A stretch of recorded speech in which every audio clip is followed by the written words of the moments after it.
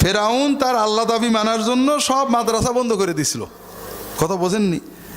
কথাটা হলো, বাংলা হাদিস যদি না পড়া যায় তা হাদিস যারা বাংলা করেছেন তারা নিশ্চয় দোজখে যাবে।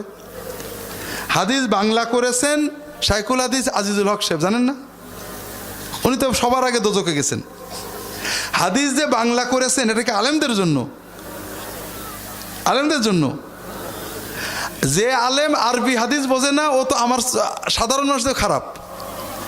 হাদিস কোরআনের যে বাংলা তরজমা করেছেন আশরাফ আলী তানভী, আমাদের হযরত শামসুল হক ফরিদপুরি, এরা কি আলেমদের জন্য করেছেন না সাধারণ মানুষদের জন্য করেছেন?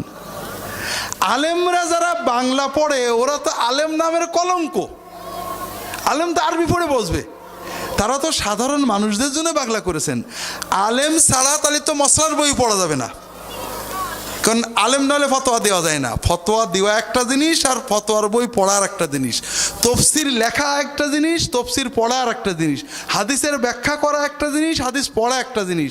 আপনারা অবশ্যই অবশ্যই নবীর কথা পড়বেন, তবে মুফতি হবেন না। নবীর কথা পড়ে হাদিস পড়ে যে মনে যেটা আসবে আলেমদের কাছ থেকে বুঝে নেবেন। কথা কি বুঝতে পেরেছেন?